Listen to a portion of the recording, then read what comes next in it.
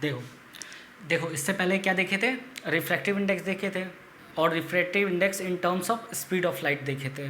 अब देखते हैं refractive index in terms of wavelength. Wavelength sound वाले चैप्टर में याद करो, V equal to f lambda. तो लैम्डा क्या होता था, वेवलेंथ होता था। उसी के टर्म में बात कर रहे हैं अपन। देखो, since the frequency remains unchanged when light passes from one medium to another. अब देखो, ये तो पहले ही बता रखा है क्या कि फ्रीक्वेंसी क्या है, सोर्स डिपेंडेंट प्रॉपर्टी है। मतलब जब तक तुम लाइट का सोर्स चेंज नहीं करोगे या वेव का सोर्स चेंज नहीं करोगे, तब तक क्या है, फ्रीक्वेंसी चेंज नहीं होता। मान लो जैसे लाइट रे, मान लो तुम देख रहे हो कोई भी रिफ्रैक्शन हो रहा है, तो जो लाइट आ रहा है वो वाटर में भी वही है, एयर में भी वही है। तो क्या लाइट का सोर्स चेंज हुआ जिसको तुम देख रहे हो? मान लो कोई बकेट के नीचे, कोई मतलब वाटर में, स्विमिंग पूल के नीचे कोई ऑब्जेक्ट है, तुम उसको देख रहे हो, वहाँ से जो लाइट आ रहा है, तो क्या वो वाटर से पास किया, फिर एयर से पास किया, फिर तुम्हारे आई में आया, तो क्या उसका सोर्स चेंज हुआ? नहीं। तो फ्रीक्वेंसी क्या रहेगा, सेम रहेगा। फ्रीक्वेंसी कैसा है, सोर्स डिपेंडेंट प्रॉपर्टी है। अब देखो, since frequency f remains unchanged when light passes from one medium to another, मतलब लाइट में फ्रीक्वेंसी में चेंज नहीं आता। अब देखो क्या होता है, mu equal to C by V. C क्या होता है, speed of light in vacuum upon speed of light in medium. ये बताया ही है थोड़ी देर पहले। अब देखो v equal to f lambda, ये क्लास 9 से अपने को पता है, वेव, साउंड वेव से। v क्या होता है यहाँ, वेलोसिटी ऑफ वेव, मीटर पर सेकंड में ले लो। f क्या होता है, फ्रीक्वेंसी। लैम्डा क्या होता है, वेवलेंथ होता है। अब देखो, म्यू इक्वल टू क्या होता है, c बाई वी होता है। अब देखो, c मतलब है तो स्पीड ना, तो वेलोसिटी ही है, तो वेलोसिटी क्या होता है, f लैम्डा। तो फ्रीक्वेंसी ऑफ लाइट वेव, ठीक है, frequency of light into wavelength of light in vacuum. समझ रहे हो? c क्या होता है, speed of light in vacuum. तो वही लेंगे, v equal to f lambda, तो f into frequency into wavelength of light in vacuum. यहाँ से देखो, v equal to f lambda होता है, तो f लिए फ्रीक्वेंसी और wavelength of light in vacuum upon v क्या होता है, speed of light in medium. तो नीचे क्या लिखेंगे फिर, f into wavelength into medium. Wavelength किस में, मीडियम में। तो देखो, फ्रीक्वेंसी दोनों सेम है, वो क्या हो गया, कैंसिल हो गया। तो अपने पास क्या आया, रिफ्रैक्टिव इंडेक्स क्या आया, lambda vacuum upon lambda medium. ज़्यादा इंपॉर्टेंट नहीं है, क्वेश्चन नहीं आते ज़्यादा, बस एज अ नॉलेज के लिए देख लो। तो फ्रीक्वेंसी कैंसिल हो गया, तो lambda vacuum upon lambda medium आ गया। अब देखो, इसके बाद देखो relative refractive index. Relative refractive index क्या होता है, देखो ये क्या होता है, बेसिकली इसको क्या कैसे डिफाइन करते हैं। जैसे मान लो ये लिखा हुआ है μ2 1, तो इसको कैसे रीड करते हैं, μ2 बाई μ1। इसको ऐसे रीड करते हैं, refractive index of second medium with respect to first medium. समझ रहे हो, refractive index of second medium with respect to first medium. तो μ2 बाई μ1, तो इसको क्या करते हैं, speed of light in first medium upon speed of light in second medium, उल्टा कर देते हैं। ये अपना काम का फॉर्मूला है, इसका यूज लेंगे अपन, ठीक है। ये अपना काम का फॉर्मूला, इस पर क्वेश्चन भी पूछते हैं। देखो, μ2 बाई μ1 तो तुम्हें करना नहीं है, v1 बाई v2 करना, उल्टा कर देना है। मतलब refractive index in second medium upon refractive index first medium, तो करना है speed of light in first medium upon speed of light in second medium, मतलब उल्टा। जैसे मान लो म्यू ए बी लिखा है, refractive index of A with respect to B, यही होता है म्यू ए बी, मतलब mu A by mu B. तो तुम्हें करना है speed of light in B upon speed of light in A, कुछ भी आ जाए, mu glass upon mu A R आ जाए, ठीक है, mu glass upon mu A R आ जाए, तो तुम्हें क्या करना है, म्यू जी ए लिखे। जैसे मान लो यहाँ पे म्यू जी ए लिखा हुआ है, तो तुम्हें क्या करना है, म्यू जी ए, तो mu G by mu A, तो यहाँ पे लिखना है वी ए बाई वी जी, उल्टा कर देना है। μ2 1 इसको रीड कैसे करते हैं, refractive index of second medium with respect to first medium. तो μ2 बाई μ1, तो v1 बाई v2 कर दिया। वैसे म्यू ए बी होगा, mu A by mu B, तो ये हो जाएगा V B by V A. तो यही इसको ऐसे लिखते हैं, μ2 by μ1, refractive index of second medium with respect to first medium, μ2 by μ1, तो ये हो जाएगा v1 बाई v2। यहाँ देखो लिखा हुआ है। अब देखो v equal to f lambda होता है, एफ दोनों से कैंसिल हो जाएगा, तो λ1 बाई λ2 आ गया। ये भी नॉलेज के लिए, बस हो सकता है कि कोई क्वेश्चन मिक्स कर दे refractive index, velocity of wave और वेवलेंथ में, तब ये अपन यूज में लेंगे, ठीक है। अब देखो, refractive index of medium with respect to vacuum is called absolute refractive index. Refractive index of medium with respect to vacuum. अगर मान लो रिफ्रैक्टिव इंडेक्स ऑफ मीडियम कोई भी मीडियम का, उसके नीचे क्या है, रिफ्रैक्टिव इंडेक्स ऑफ वैक्यूम है। तो देखो रिफ्रैक्टिव इंडेक्स ऑफ वैक्यूम क्या होता है, 1 होता है। ये देखो पीछे वाले में, मतलब इसके पीछे वाले लेक्चर में बताया गया है रिफ्रैक्टिव इंडेक्स ऑफ वैक्यूम क्या होता है, 1। तो अब देखो refractive index of medium with respect to vacuum, किसी का रिफ्रैक्टिव इंडेक्स लो और विद रिस्पेक्ट टू वैक्यूम ले लो, और रिफ्रैक्टिव इंडेक्स ऑफ वैक्यूम क्या होता है, 1। 1 से डिवाइड करो कोई फर्क नहीं पड़ता, तो उसको क्या कहते हैं, एब्सोल्यूट रिफ्रैक्टिव इंडेक्स। ठीक है, absolute refractive index. Mu air क्या हो जाएगा, 1। अब देखो mu air by mu vacuum क्या होता है, 1। और रिफ्रैक्टिव इंडेक्स ऑफ एयर भी क्या होता है, एयर वैक्यूम में क्या मान लेते हैं, रिफ्रैक्टिव इंडेक्स सेम ही है अप्रॉक्स। वैसे ही देखो refractive index of glass with respect to refractive index of vacuum, refractive index of vacuum क्या होता है, 1।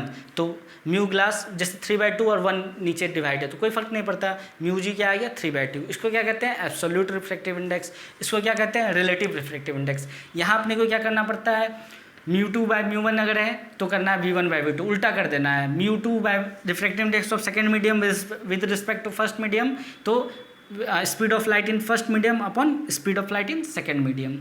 समझ लो ये क्या हुआ, refractive index in second medium upon refractive index in first medium, refractive index of second medium upon refractive index of first medium, तो speed of light in first medium upon speed of light in second medium. ये वाला formula याद रखना, mu equal to c/v। तो इससे क्या होता है अपना, इससे रिलेटेड न्यूमेरिकल्स है। अब क्या होगा, इसके बाद अपन क्या देखेंगे, न्यूमेरिकल्स देखेंगे इससे रिलेटेड, नोट कर लो इसको।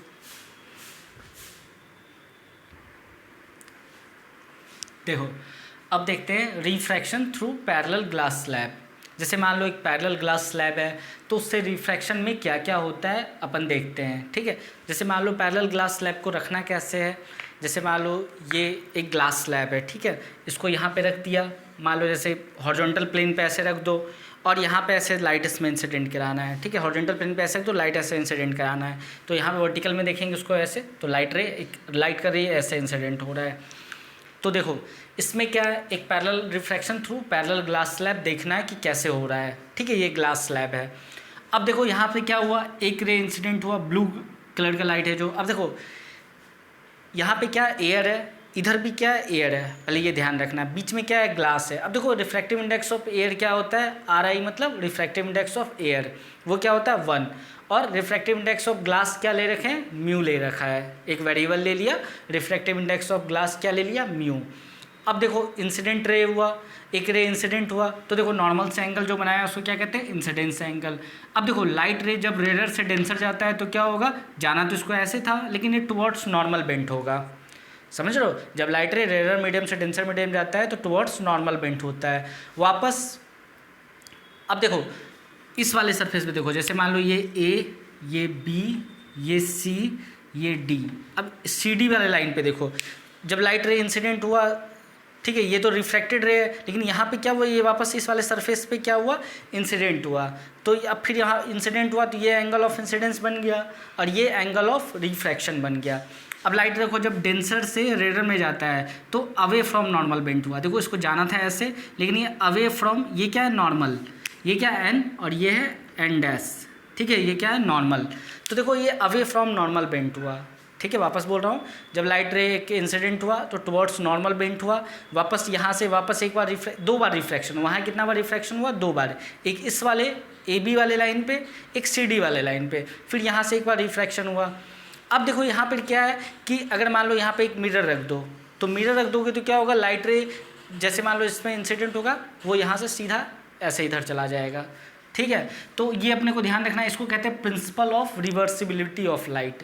ठीक है, principle of reversibility of light, तो रिवर्सिबल हो जाएगा। अब इसमें देखो अपने को प्रूफ क्या करना है कि एंगल ऑफ इंसिडेंस और angle of refraction, sorry angle of incidence और इमर्जेंट एंगल, ये क्या कहते हैं, इसको जो ये रे है इसको कहते हैं इमर्जेंट रे, और जो एंगल बनाया नॉर्मल के साथ इसको क्या कहते हैं, इमर्जेंट एंगल। तो दोनों एंगल बराबर होना है, करना है। ठीक है, अब देखो होता क्या है, ये जो ये रे का मतलब जो एक्चुअल डायरेक्शन था, अब ये जो लाइट आया ये क्या है, इमर्जेंट रे, दोनों के बीच में क्या होता है, एक पैरेलल शिफ्ट आ जाता है। ठीक है, इसको क्या कहते हैं, लैटरल शिफ्ट कहते हैं। जो इमर्जेंट रे और एक्चुअल रे के बीच में जो पैरेलल शिफ्ट आ गया, इसको क्या कहते हैं, लेटरल डिस्प्लेसमेंट कहते हैं। ये अपने को पूछ सकता है। अब देखो अपने को क्या है कि ना स्नेल्स लॉ आना चाहिए लगाने। यहाँ पे देखो एंगल आई क्या है, ये वाला angle of incidence, angle E क्या है, इमर्जेंट एंगल ये वाला, ये क्या है इमर्जेंट रे ये वाला। देखो स्नेल्स लॉ क्या होता था मैं बता दूं कि क्या होता था, sine i by sine r equal to mu, ये बताया गया था। ठीक है, यही बताया गया था, sine of angle of incidence upon sine of angle of refraction equal to mu एक कांस्टेंट जिसको कि क्या बताया गया था, रिफ्रैक्टिव इंडेक्स।